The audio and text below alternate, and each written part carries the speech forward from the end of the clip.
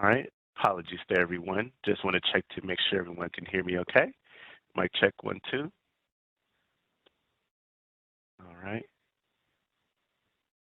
Yep, There we hear go. you. All right. Volume is coming in there. Okay. Presenters, please be mindful that you're not double muted in WebEx there, so make sure that on WebEx you're also unmuted as well. The dreaded double mute that unfortunately happens sometimes. So welcome everyone. Thank you all for joining today. My name is William Moore with OJJDP's Intact. We're going to go ahead and get started with today's web event. For those who've joined, please note a few things. I've included a multimedia viewer that will allow for individuals who may be deaf or hard of hearing to join, that you are able to see the live captioning of today's web event. So please be mindful that you are indeed able to access that. Again, if you're deaf or hard of hearing, I've done a file transfer box that should pop up on your screen, and it will allow for you to get access to the PDF of today's web event. If you're unable to access it through there, please note that you will indeed also get access to a Google link drive where you can click on that button, or you can copy and paste it into your web browser and be able to access the PDF of the document there as well. So that being said, it's 11, a little bit over 11, so we're going to go ahead and get started. Again, welcome to everyone to today's grant solicitation webinar, the OJJDP FY 2021 Title II Formula Program Solicitation Part 1, Programmatic. My name is William Moore with OJJDP's Intact, and before we get started, just a couple of quick housekeeping slides to keep in mind. Please note that today's web event is being recorded. Note that the web event is archived on OJJDP's multimedia page. On this page, you can also view other webinars related to juvenile justice and child victimization prevention related topics. For the supporting materials related to any of those webinars, please reach out to the OJJDP TTA Help Desk for assistance. If you're having any trouble downloading the event materials, again, that I've placed in that file transfer box there, please be sure to go into the chat and look out for the Google Drive links there, where you can copy and paste that again into your browser of your choice. I would suggest Google Chrome, and you'll be able to access the PDF of today's web event. If you are continually getting issues, you can just reach out to the OJJDP TTA Help Desk for any of the materials related to today's web event. For optimal audio, we do ask that individuals dial out through the WebEx system through your phone line. When you're connected, you will see a phone icon if you're dialed through your phone, or you will see a headset icon appear next to your name in the participants panel there. Again, please note that all participants have come in on mute for today's web event. If you are experiencing any technical difficulties during today's web event, please send me, the host, a private chat, and I'll be more than happy to help troubleshoot. Now, during today's web event, we will be taking questions from the audience. Those questions, again, will be related to the content related to today's grant solicitation webinar. What you will do is go to your chat window, type in your question. Before you send your question, please make sure in the to box you have selected either everyone or all panelists. Again, make sure you select everyone or all panelists to make sure that we get your questions for today's web event. And then after you do that, you will hit send or click enter, and it will send in your question. So again, make sure that you select to everyone or all panelists prior to sending in your question. So help us count. If you're viewing by yourself or alone, there's no need to type anything at this time. However, if you're viewing in a group or if there's multiple individuals with you, please go to the chat window and type in the total number of additional people in the room with you today. So if it's yourself and your program manager, you will put +1, meaning you do not include yourself. So please go to the chat window, select everyone or all panelists, and type in the total number of additional people in the room with you today. If you're viewing by yourself, there's no need to type anything at this time. That being said, I'm going to go ahead and turn today's presentation over to Nicole for our web event. Nicole, you now have control of the presentation. and take it away. Thank you so much. Thank you. Thank you so much, William. Good morning, everyone. OJJDP is excited to welcome you to today's FY21 Title II Solicitation webinar. But before we get started with today's content, we want to allow for Dr. Taneen Bradford to give some opening remarks before we get started. So Taneen, can you come up mute and say hello?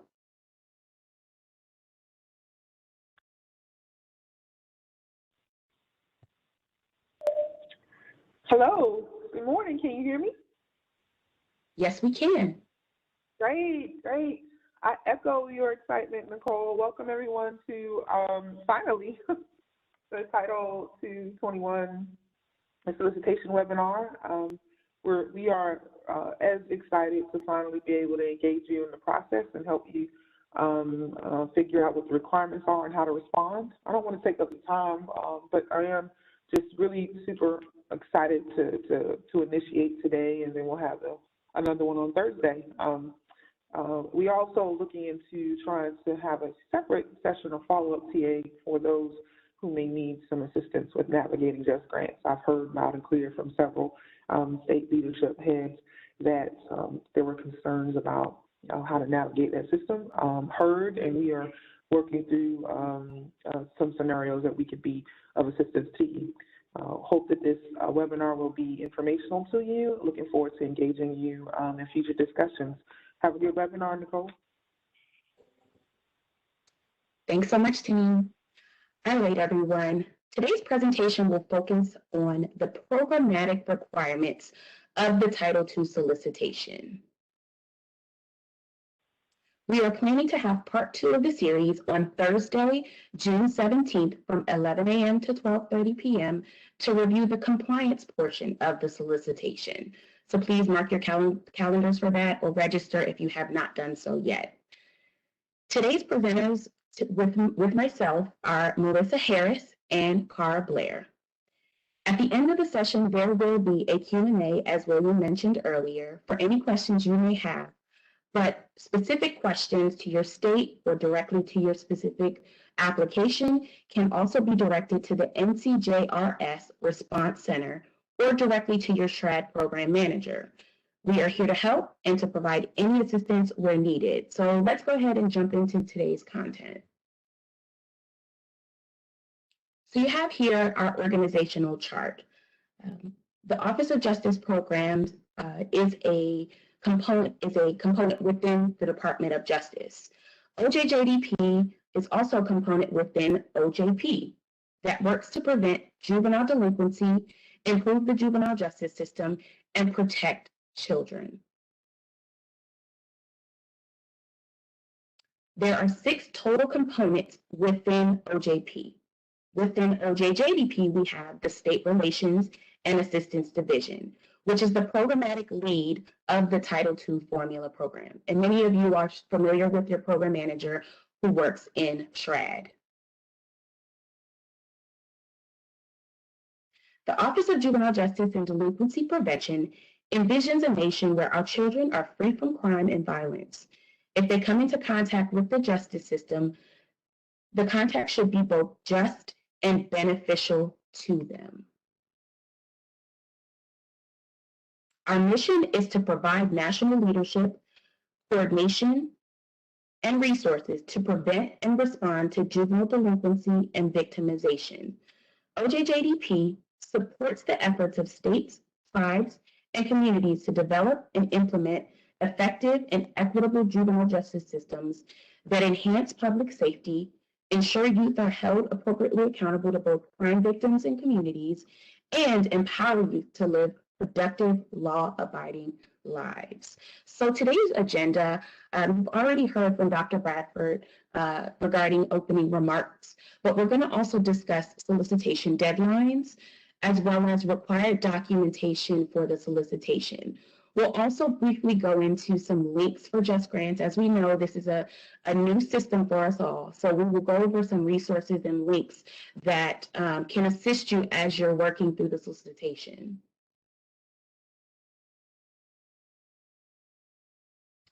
Our objective today is to provide a general overview of the FY21 Title II Formula Program Solicitation. And just want to reiterate, we're going over majority of the content that is provided in the solicitation, but just giving a little bit more context and expounding on specific parts that we find to be probably more focused for the applicants. So with that, I am going to kick it over to my colleague, Cara Blair, and she's going to go through the solicitation web link and some of the deadline information.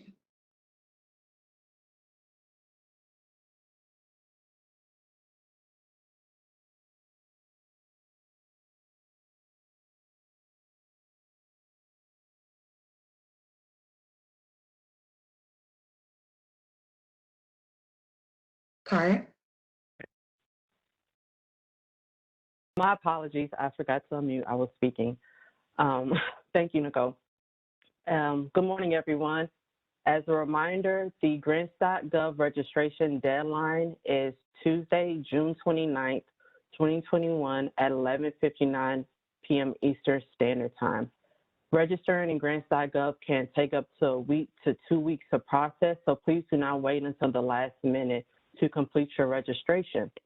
As a reminder, grants.gov is a separate system from Just Grants, so it will be a two-step process this year. If you have any issues with grants.gov or any issues with Just Grants, please notify your assigned program manager ahead of time so we can possibly resolve these issues and capture them in case it's an ongoing issue. Also, the application deadline in Just Grants is Tuesday, July 13th, 2021 at 11:59 p.m. Eastern Standard Time. That also includes your compliance monitoring data that you all will input in the compliance monitoring tool. So we have two separate deadlines here. We have the grants.gov registration deadline, which is Tuesday, June 29th, and then we have the Just Grants/compliance monitoring tool deadline, which is when you'll finalize your application, and that's due July 13th, 11:59 p.m. Eastern Standard Time.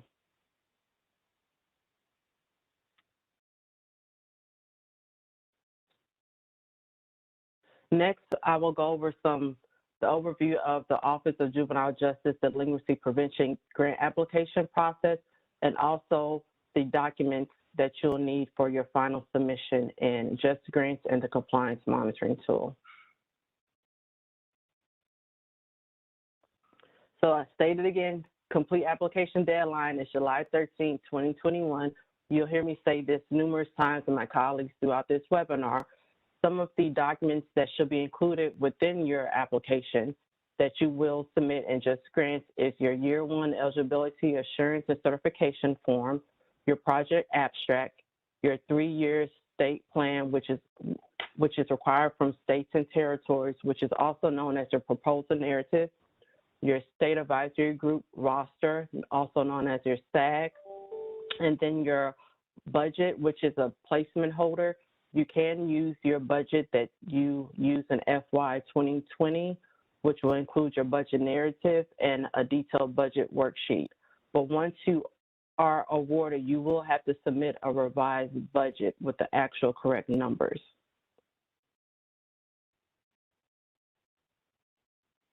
Continuing what's included in your application is the financial management questionnaire, your state agency contact information, disclosure of lobbying activities form, disclosure of pending applications. These forms you can get on grants.gov and also the OJJDP website.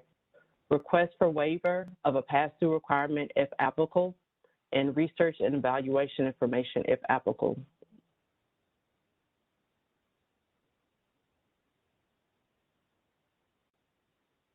As Nicole stated before, there will be a more in-depth part 2 about the compliance monitoring part on Thursday, June 17th from 11 to 12:30 p.m. Eastern Standard Time.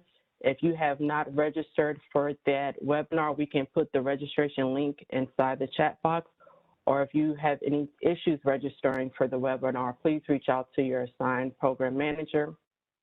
But the compliance monitoring data that is due in the compliance monitoring tool is due July 13, 2021, and some items that will be required are the training policy certification, your compliance monitoring data certification, rule removal exception certification if applicable, your racial ethnic disparity core requirement plan data and supporting documentation,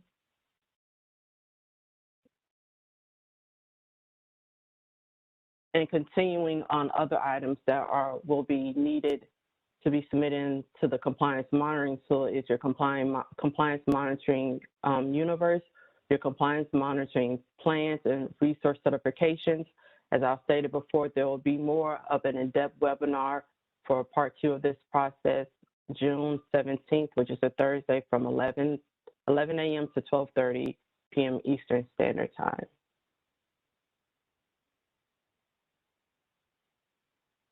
And also all the documents that are part of your application are listed here in this, that will send you to the OJJDP website. All the files, the certification, the resources forms are all here on the OJJDP public website. You could just click on the link, save the form, and start filling them out. I will now pass it over next to Nicole McCray.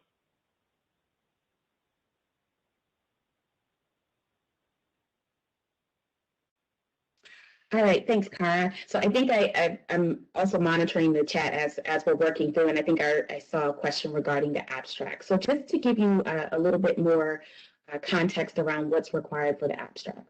As part of your submission in Just Grants, you're required to submit a project abstract. The same requirements stand for the proposal abstract. So you'll see project, program, and proposal interchange within the solicitation and in some of the language. Just know it's the same portion of the solicitation. So, you know, I know it can be confusing when you're using different terms, but just want to make note of that. No more than 400 words summarizing the proposed project, also including primary activities, products, and deliverables, the service area, and who will benefit from the proposed project. Again, this will be in the web-based form within Just Grants and not an attachment. So in previous years in GMS, you would normally attach a project abstract to your application. Well, now within Just Grants, you're able to fill it out. So one thing I would clue into or that might help you with this piece is you can go ahead and draft up your project abstract outside of the system. And then once you're ready to move through the actual solicitation, you can paste it into the web-based form that's shown. So that's a good way to, you know, make sure you have all of your information first, and then you can transfer it over into Just Grants. I think I got to double check on the character count. I don't think that there's a limit. So it may be 4,000 characters or something to that effect, but we'll double check on that. But you shouldn't have any issues. And if you encounter them, as we mentioned, we'll always refer you to either the Just Grant Support Help Desk or to your program manager. All right. The biggest and most important part of the Title II solicitation is the proposal narrative, which is also titled your 3-year plan. As a requirement of the Title II formula program, states are required to submit a 3-year plan for implementation of the Title II funding. The proposal narrative 3-year plan should be submitted as an attachment in Just Grants. The attached document should be double-spaced, using a standard 12-point Times New Roman font, have no less than 1-inch margins, and should not exceed 30 pages. Pages should be numbered and submitted as an attachment. So I know that, you know, 30 pages can seem a bit daunting for especially for all of the information that needs to be placed in your 3-year plans. And so we understand that, and you are able to upload appendices or link to different information. There's a caveat with linking in your plan or in the appendices. Just be mindful if you're attaching links that are internal to your organization's platform. Just be mindful that your program manager is going to need to be able to access that information. And if we don't have access to your internal servers and things of that nature, it can pose for a bit of a challenge when we're in the review process. So definitely just be mindful of the links that you do place in your plan or in the appendices, but you can use the appendices as supporting documentation for the 3-year plan.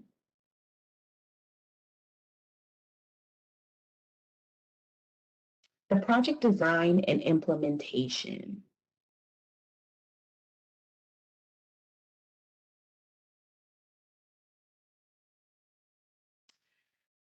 So what does your narrative consist of? Many of you are familiar with the crime analysis portion of the 3-year plan. The narrative should include a description of the issue or statement of the problem.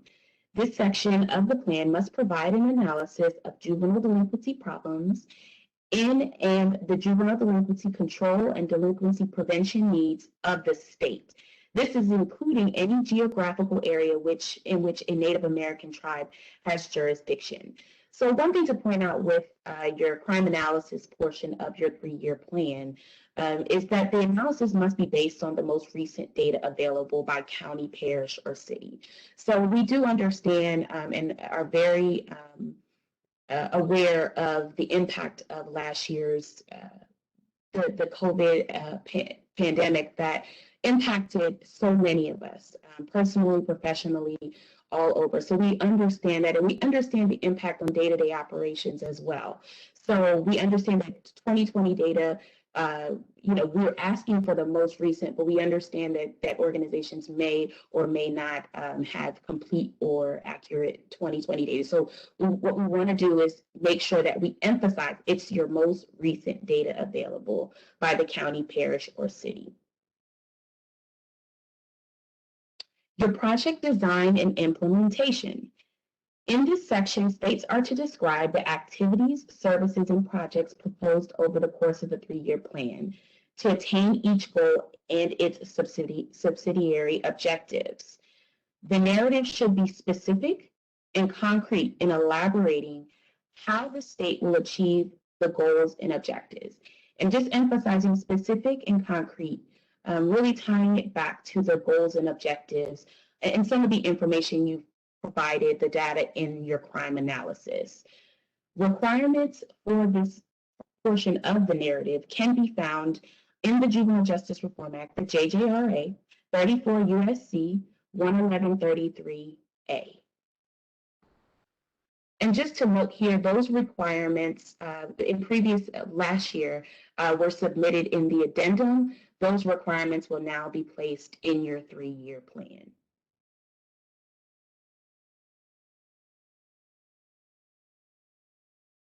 Goals, objectives, and performance measures. Within the narrative, you should describe the goals and objectives derived from the crime analysis and respond to the identified needs and problems. A couple things to remember for the objectives. They have to be specific, actionable, and quantifiable statements that define each goal. This section of the narrative should, 1, describe the state's goals and objectives, 2, indicate the priority ranking for each goal, and 3, briefly explain how the state proposes to accomplish them.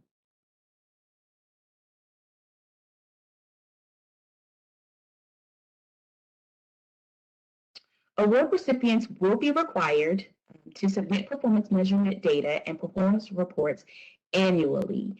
And I know many of you have received communications from OJJDP regarding the new performance measures, which can be found on OJJDP's website, and it's under the Performance Measure tab.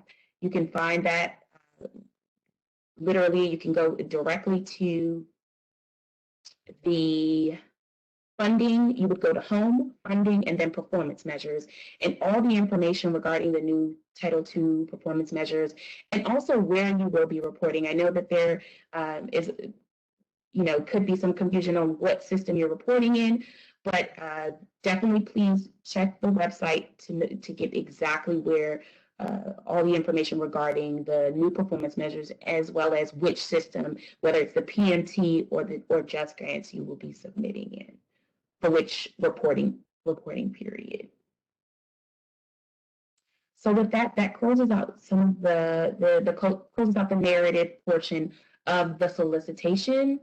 I am going to kick it over to my colleague, Melissa Harris, and she's going to walk through the budget worksheet and some of the budget narrative information required. Thanks, Nicole. Hello, everyone. I will be sharing information regarding the budget information. That information can be accessed on pages 7 and 8 of the FY21 solicitation. Applicants are to present total federal funds the state plans to use in each program area from its formula grant allocation, along with any funds used to support the match required for any federal funds used for planning and administration. Applicants are to provide a budget that is complete, allowable, cost-effective in relation to your proposed activities, and provide a supporting narrative to link the cost to your program objectives. The budget for the new award period for FY21, 4-year budget period, October 1st, 2021 through September 30th, 2025.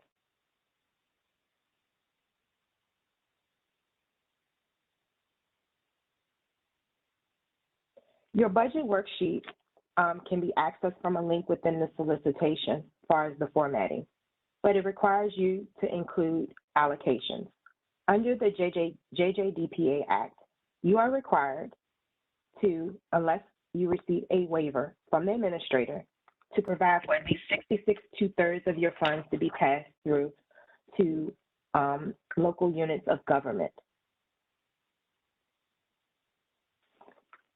Also, under the plan, 75% of your funds should be allocated under 111329, and those funds should be made available also to local units of government through grants and contracts, with priority and funding given to entities meeting the criteria for evidence-based and promising programs.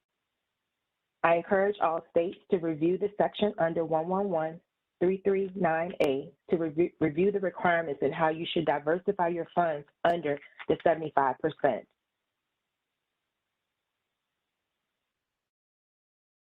Also, as a requirement, you are to allocate and provide a match requirement. States shall use no more than 10% of their formula funds for planning administration. Also, states are required to match this in cash up to 10% of your program and administration portion of your budget. Also, under the Act requires your Stag allocation. Currently, states and territories may use no more than 5% of their annual allocation to assist their state STAG in carrying out the activities required under 1113A. Also, Native American pass-through. The required amount of your Native American tribal pass-through represents the minimum amount a state must pass through to tribes that perform law enforcement functions as determined by the Secretary of Interior, and that agreed to attempt to comply with the core requirements.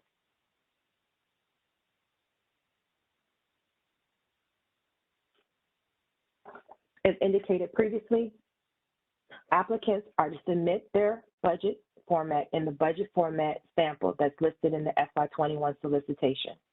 This can be accessed through the hyperlink that's within the solicitation. Applicants also encouraged to place a P by your 66 2/3 pass-through requirement if you're not requesting a waiver. Also, you should also indicate any other activities that are going to support your other programming requirements under the 75%.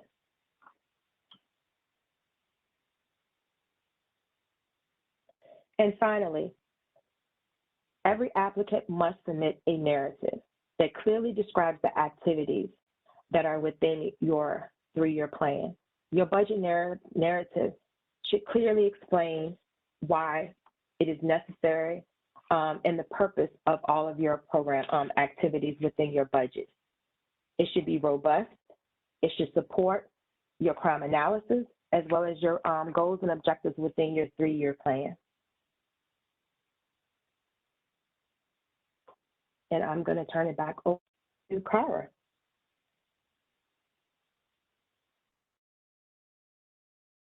Thank you, Marissa.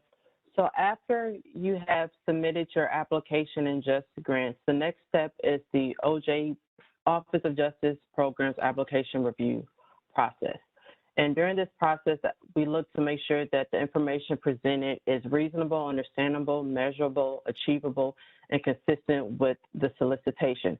And also the cost principles that are within 2 CFR 200, those costs must be, again, allocable, allowable, reasonable, and consistent. Among other things, to help assess whether an applicant that has one or more prior federal awards has a satisfactory record with respect to performance, integrity, and business ethics, OJP checks whether the applicant is listed in SAMS as excluded from receiving a federal award.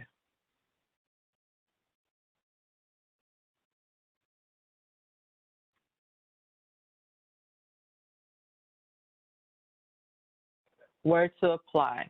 So the first step in this process is you have to apply through grants.gov. The deadline for that, again, is Tuesday, June 29th, 11:59 p.m. Eastern Standard Time.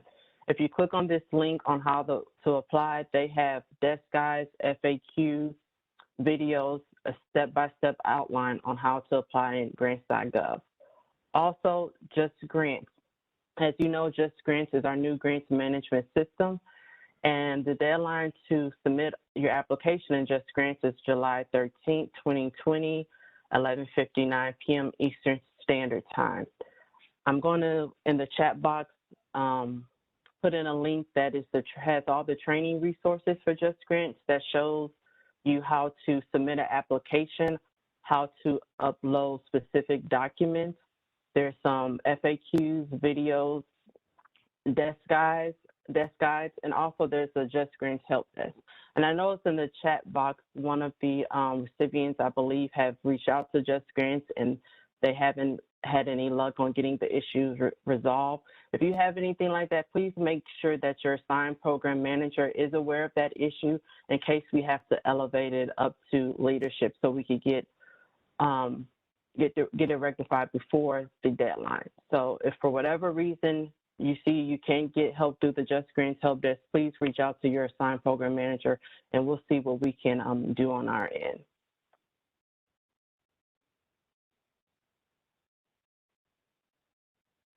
Okay.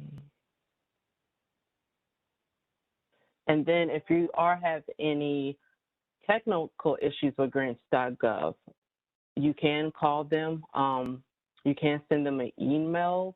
As you know, grants.gov is separate from Just Grants. We have very limited knowledge on how grants.gov operates, so I highly recommend reaching out to them first via email or telephone. They are usually very responsive in their replies by email.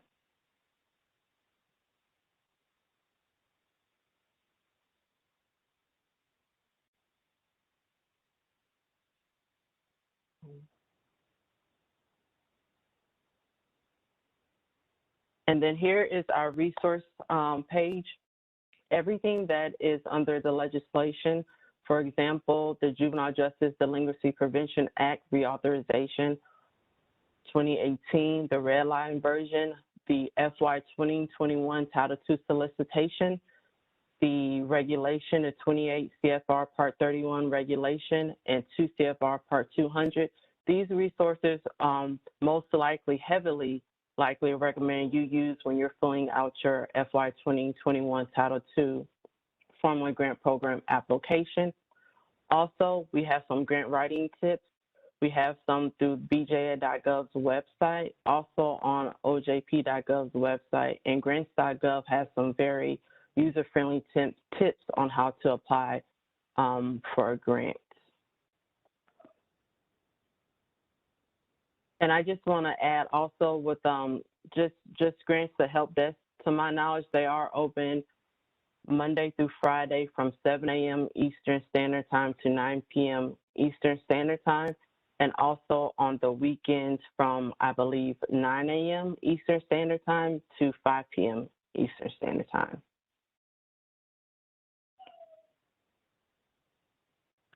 I will now turn it back over to William. All right, great. Thank you very much. And to our audience members who are submitting questions, please continue to submit your questions for today's web event. Make sure that you are sending your questions to either everyone or all panelists. Here's the next slide, just as a quick reminder to folks of where you can access that URL for the Just Grants as well. And then really quickly, I'm going to go ahead and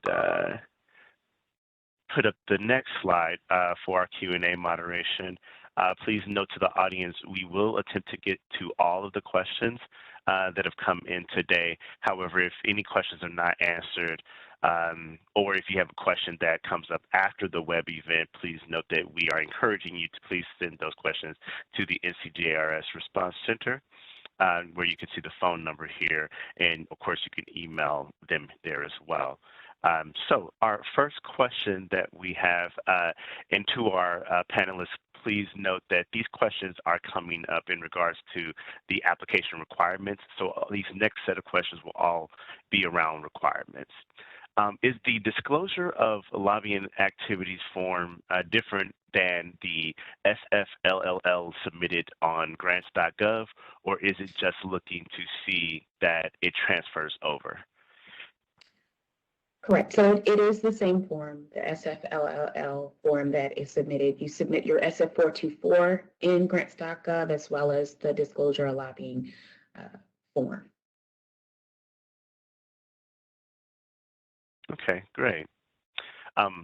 And really quickly to someone who just messaged me directly, yes, please note that we are recording today's web event, and it may be recorded on OJJDP's multimedia page. I'll go over that a little bit later on when we do our closeout for today's web event. But yes, we are indeed recording this webinar.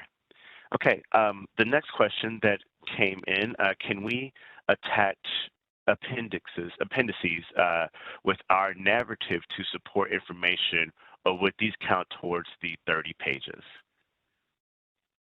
So your appendix does not count towards your 30 pages. Your state plan, the requirement is to have only a maximum of 30 pages. So if you are referencing other information, you can use that, the appendices to expound upon certain areas within your plan, but it is not a part, the appendices is not a part of that 30-page limit. Okay. Our next question here, can you explain why you're asking for city, county, or parish data when projects may be statewide or include multiple cities and or county projects selected through a competitive process?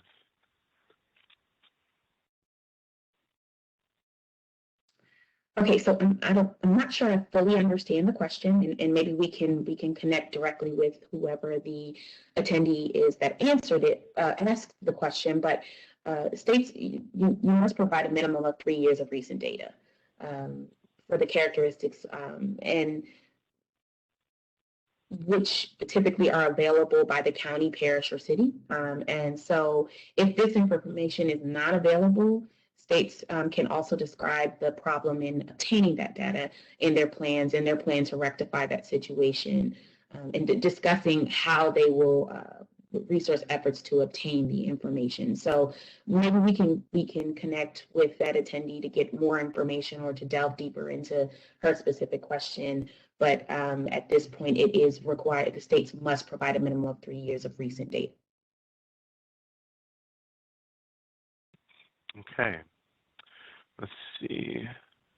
Would you provide clarification? And my colleagues at OJJDP, sorry, William, please feel free to jump in here if you have anything else to add as well.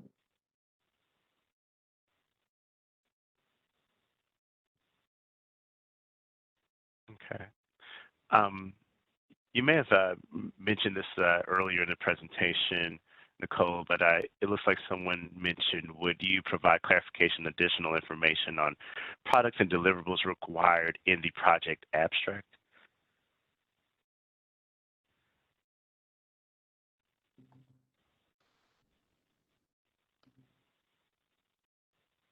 Can you repeat that question, William?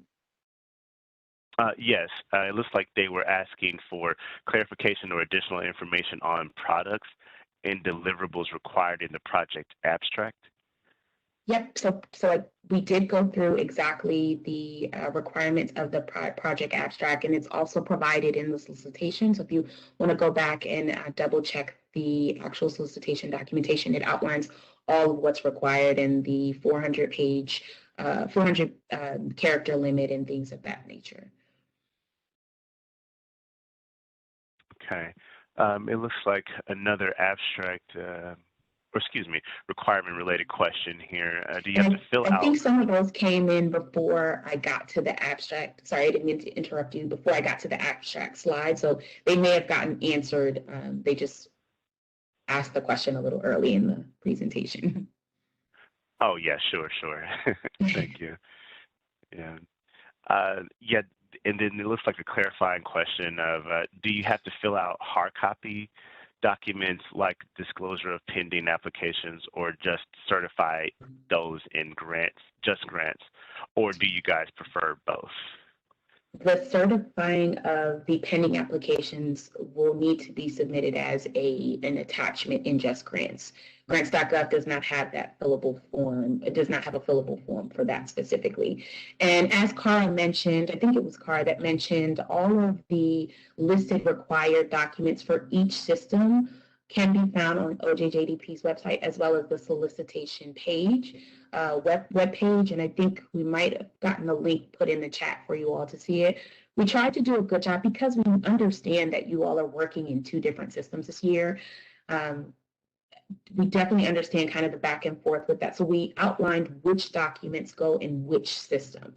So hopefully that can kind of outline for you on the page. And I think we even put a screenshot of it to give you an idea of what's supposed to be required. And you can build a list and a checklist from that, as well as we also provided a checklist of all the required documentation and information at the end of the solicitation, which is the normal OJJDP application submission checklist.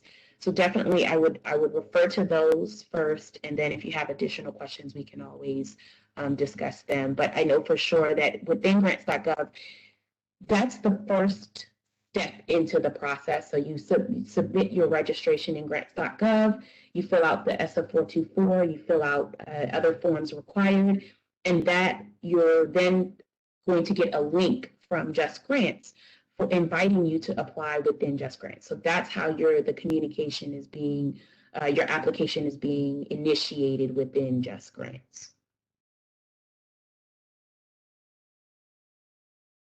Okay, thank you, Nicole. The next set of questions, it looks like these are related to the budget worksheets or anything budget related. And so the next few questions here will be on that subject area. Okay. It looks like someone wanted some clarification on the new budget worksheet. Do we only have to submit the new format once we receive notification of our award or know about our allocations? Can we use an Excel budget worksheet and a Word narrative for the initial submission? Yes, so this is we're operating with the same in the same way as previous years here. You're just submitting a standard or your estimated projected budget in Just Grants at this point. And at a later date, once allocations are made and awards are made, you will be able to resubmit your budget for review and then subsequently go through the conditions and things of that nature. So yes, it is the same process. It doesn't need to be a final budget. So yes, that is correct. Okay, another clarification question around budget. An individual said that the budget has program areas, but not the AW that they are tied to. Can you provide that on a revised PDF? For example, O and N don't seem to be listed clearly. They provide that example saying that O and N didn't seem to be listed clearly. Okay, and I think my colleague Marissa is going to jump in here.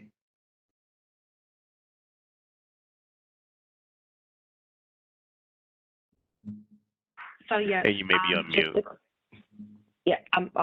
Just to clarify, could you repeat that, William?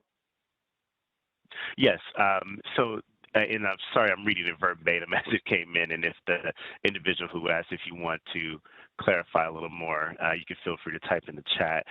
Budget has program areas, but not the AW that they are tied to. Can you provide that on a revised PDF? They wanted clarification on that. And they give an example saying, example O and N don't seem to be listed clearly. So under the 75%, states are to give priority to these particular program areas with this particular criteria and evidence base. And if you guys still have your red book of your red line version of the JJDP Act, under the JJRA 2018, that referring to those specific community-based or specific programming that diversifies your 75%. And I believe it goes from pages 42 through 47 specifically. So your budget this year is going to be have to support with those. So you just can't say community-based. You have to be very specific. For example, A is community-based alternatives, including home-based alternatives to incarceration and institutionalization, including for status offenders is I, for 1, for 2, it's for youth needing residential placement, or for 3, for youth needing specialized intensive and comprehensive services. So if your intentions are to do community-based that's focused on status offenders or residential placements or providing some type of alternative comprehensive program within that area, you would list A and go into depth about those services. Another example, you were going to use G is for programs to ensure that you have access to appropriate legal representation. You would state that, ensure that these programs, when you're giving your justification, you're ensuring that if you're going to be passing money out to communities or if you're going to be doing programs, you're just ensuring that those emphasis and what's listed under those letters, your programming is going to address those particular populations, those special demographics, those particular services and everything. H is another example where it goes into counseling, training, and mentoring services that are going to support academic, tutoring, and vocational training. You're ensuring that your program services activities, your subcontractors, subawardees understand what are the requirements within each letter. And it's just not just a broad community base. They're very intentional and very specific and diversified when it comes to the intentions of what it intends. Also with under 75%, DSO does not count diversion, Indian tribal programs, jail removal, juvenile justice systems improvement, P&A can't count, red activities can't count as well, or reducing probation officer caseloads, your rural area programs, and separation and SAG. But you can count your compliance monitoring will count towards that. Thank you, Marissa. Yes, in that. Hey, William, so sorry, don't mean to interrupt, but I just want to piggyback off of the great information that Marissa just gave. I know it sounds like a lot, but we are planning to have a budget training once awards are made later on down the line. So, you know, definitely, of course, always consider the requirements of your budget and all of that information, but we will also provide more training later at a later date.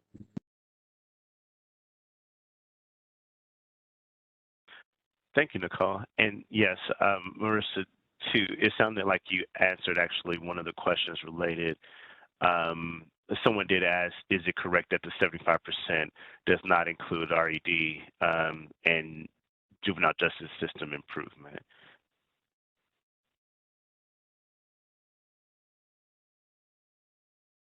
That is correct. And I'm typing a response in the box as well. Okay, thank you. Okay, let's see, the next question here. Someone asked for an example of products and deliverables required. They asked if they could get an example of products and deliverables required. I'm thinking we may need a little bit, flesh that question out a little bit more. Because I'm not exactly sure Yeah. The individual who wrote that, if you could provide a little bit more context there. The next question here, can you provide more clarification on how the 33 requirements, formerly Appendix I, should be included in the 30-page narrative?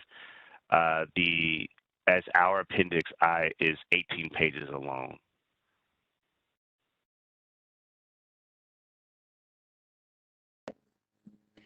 Yes, so as far as giving you descriptives, OJJDP, we try not to be as prescriptive as far as how you build your state plan.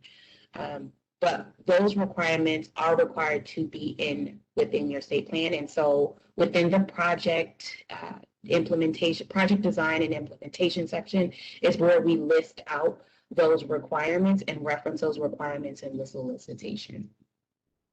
So hopefully that gives you an idea.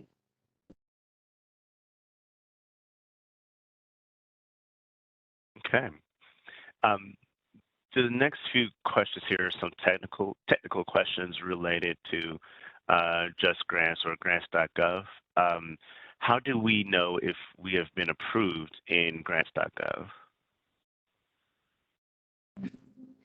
Yep, so you should have received an email confirmation from grants.gov once you processed your application there initially. So that should have been a piece of the system that sends you a notification. If you didn't get that, I would definitely contact the grants.gov help desk. And so sorry if you all are hearing a little bit of background noise. It's outside of my home, but I would definitely contact grants.gov first to ensure that your application processed through, that you were registered correctly in the grants.gov, and that the systems are communicating. And then if you're still not receiving the confirmations, I would go and tap into the help desk, or your program manager is always a very reliable resource for you to tap into as far as getting some help with Just Grants and you know, maybe escalating the issue. But I would definitely make sure that you're receiving that confirmation email, because also, just to add a point here, that also requires you to be the correct person registered to submit the application. So ensuring all your contact information is in Just Grants and up to date. These were some of the things that we kind of clued into a couple months ago when we were preparing for the solicitation to open. We really tapped into update Just Grants, make sure all of your contacts are updated, make sure email addresses are going to for the correct person, all of that good stuff. That's why we tried to do some of that pre-work so that now you can just kind of focus on step by step how to submit the application. So hopefully that helps a little bit, but you should have received an email from grants.gov ultimately, and then subsequently Just Grants. Okay. The next technical question here, are electronic signatures okay on certification forms for those working remotely? So we'll have to get back to you on that, because it's a great question. I believe the requirement is wet signatures, but the fact that we are in that we're all working remotely, it's definitely a consideration. So we'll definitely follow up with that and make sure that everyone understands whether or not they can submit a electronic signature, unless my colleagues at OJJDP want to jump in here, but we will follow up with that response.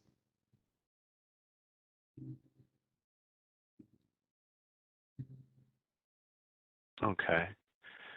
Looks like more questions are coming in here. Again, to the audience, please continue to submit your questions. We'll be getting to those shortly. Remember, select either everyone or all panelists when you're receiving your question, sending your question in. I did get a couple of direct messages that came in from folks in regards to availability of the handout. I did share that file earlier, but if you didn't receive that, I'm now placing in the chat the location where you can access it through the Google Drive there. So if you are unable to access the PDF of the document from that file transfer that I shared, I did just place the Google Drive link where you can simply click on that link, or you can copy and paste it in the in a browser of your choice, preferably Chrome, and you'll be able to get access to that item there. And then for individuals who, again, asked again about the recording, I'm going to put inside of the chat here the link where you can access OJJDP's multimedia page. This is where the solicitation recording may be located once upon the conclusion of today's web event. And so please note that this is accessible through OJJDP's multimedia page and through their YouTube page. So I went ahead and put that in the chat for everyone as well, for those who asked. Okay, so back to the questions related to the content. Nicole, it looks like we did get a clarify. Oh, sorry, my apologies. Yes. No. It's my apologies. I'm jumping in here because we're actively working. So I did want to clarify. I just got confirmation from the big boss, Dr. Tanine Bradford. Yes, electronic signatures. If that's the only way that you're able to certify on the forms, you are able to submit that. So clarifying that one point from earlier, electronic signatures are okay. Okay. Well, that was a fast turnaround there, Nicole. Thank you for providing that clarification. Gotta move fast. Want to keep all the right information to folks on the call today. So. Yes, indeed. So earlier there was a clarifying question that came in from an individual. It looks like they asked who is the correct person / assigned user role to register in grants.gov on behalf of a state. So that person would be whoever the required person is submitting the application overall. So typically it's this can differ for each organization or each state, but it's typically the JJ specialist who's submitting the application overall. So they'll be the ones initiating the application within grants.gov, subsequently into Just Grants. And then I know that there are times once we get into the compliance piece on Thursday, a lot of the compliance monitors work through that portion of the solicitation application. So it depends on who your organization is assigning that role to. But I would also double check your roles in Just Grants to ensure that the correct person is assigned there as well, because I believe you can be registered and have built out a profile in grants.gov, but if you're not connected to the roles within Just Grants, that person, whoever's in that role, would receive the email confirmation and that information. So like I said, double check all of the resources, and we're also planning to send out in the coming week more information on step by step for Just Grants. We understand it's all new. It's very new for us as well, but we want to make sure that we're being clear and we're giving you all the specific steps and guidance that you need to get through this process, because we understand there are deadlines and things processing that you all need to do on your end for certain signature forms and things like that. So we will definitely send out a formalized list of steps, resources. It includes job aids and different information to help you move through each of the different systems. So that'll maybe help with deadlines. But the one thing I really, really do want to stress is that grants.gov, there's a grants.gov deadline, June 29th. We are officially 2 weeks from that deadline. So you really want to make sure you go ahead and start that process at the very least, because at that point, you'll be able to start your application in Just Grants and actually move through submitting your attachments and submitting your abstract and all of that information. So what's very critical is for you to start and initiate the application in grants.gov and move through into Just Grants, and that's June 29th. So want to highlight that for everyone.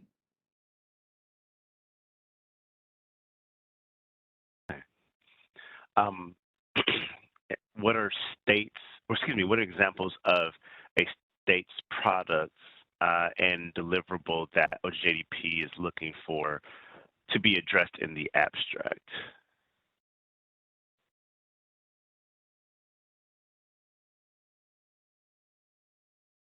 So we listed out all of the requirements within the abstract, and it's also the content in which we are specifically looking for as well in the solicitation. So if you want to check back to the solicitation, and I also reviewed it in the earlier slides on the specific content we're looking for, that should help you with drafting that area of the application. Okay. And there, let's see, was a question on allocation, but it looks like Marissa was able to address that allocation question in the chat here for awesome teamwork. Thanks, Marissa. The participants. Marissa, did you want to say anything in regards to allocations at all, or what you provided in the chat was suffice? They are currently for FY21 that the link is provided. They are estimates as indicated in the message box for right now, and they are to use that for their holder. And then when final allocations are released to states, they will submit a final budget.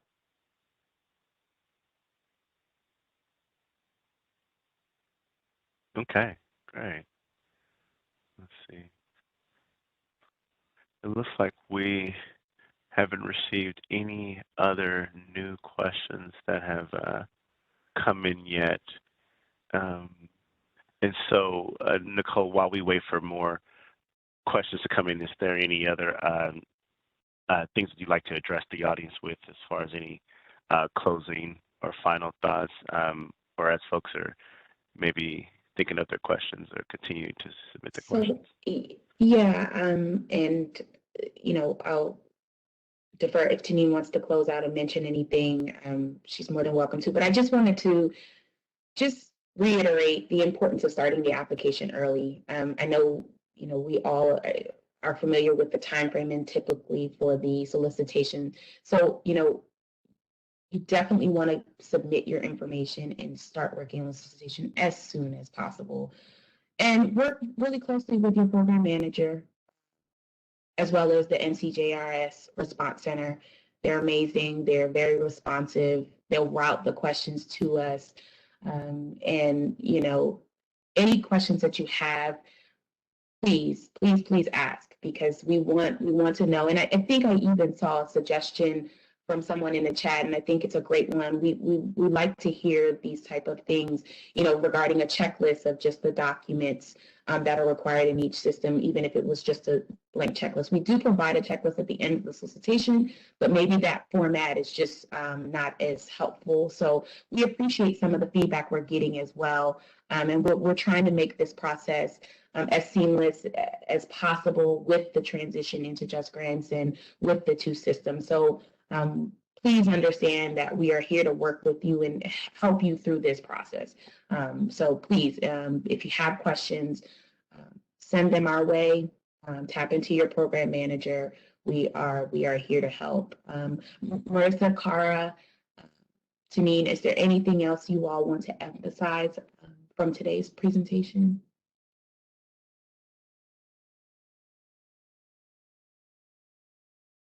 No, Nicole, thank you. No, Nicole, thank you. All right. I think we're good to go, William.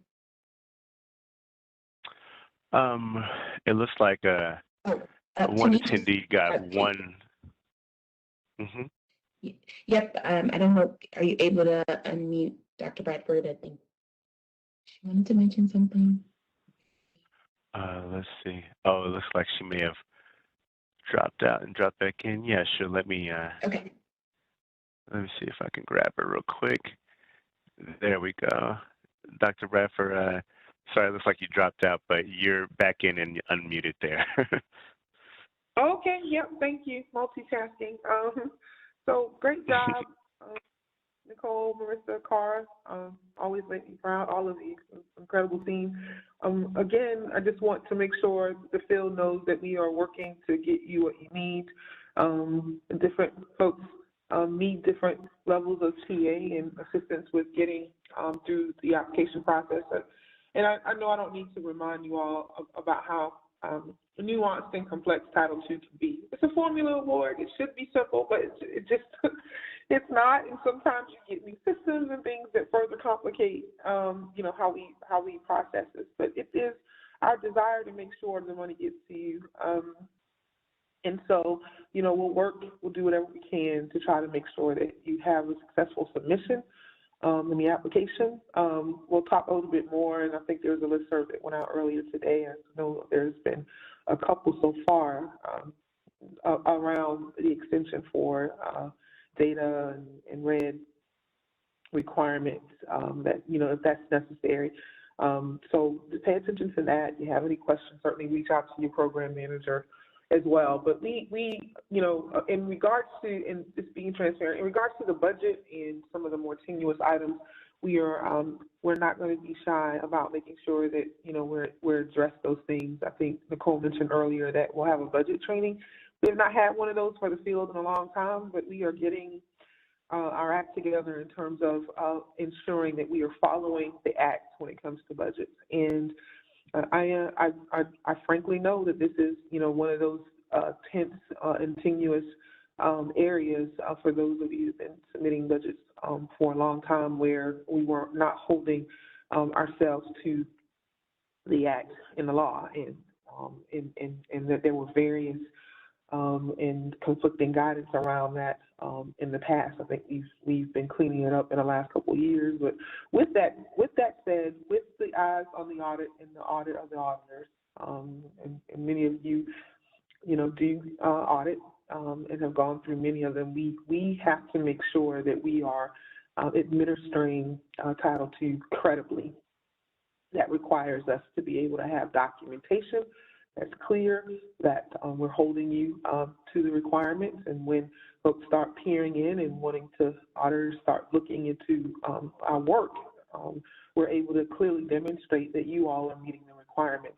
No one wants to be in a situation, no state or entity or even ourselves, where you come along and you believe you've been doing something right, and then suddenly it's I gotcha, and you weren't following or doing something, and now money is in question. We want to try to get ahead of all of those things right now. Part of the JJRA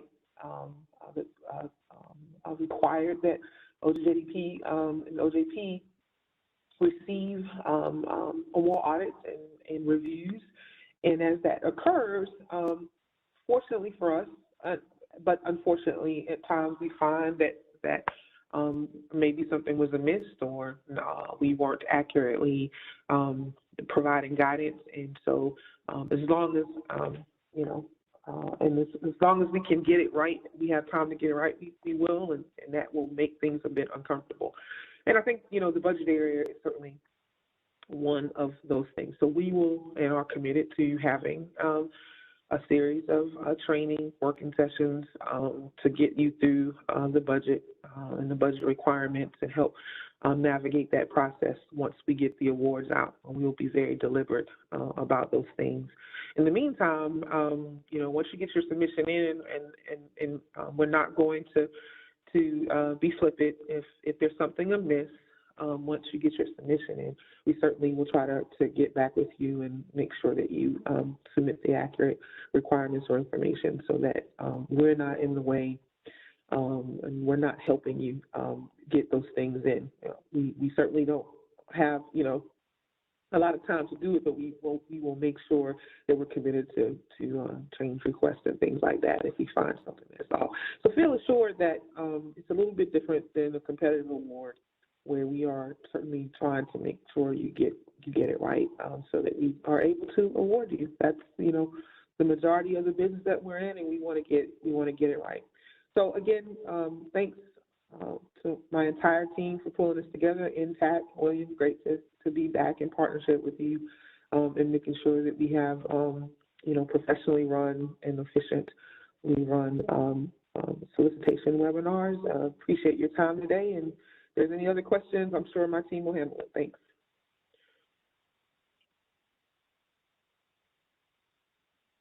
Great. Thank you, Dr. Redford. And thank you to everyone. And with that being said, before we end, just a few last-minute items to keep in mind for folks. On your screen here, you'll see the contact information where you can reach out to OJJDP's INTAC through the website here, and also be sure to sign up for our listserv to learn more about web events that we have. And be sure to check us out on Facebook at OJJDP TTA.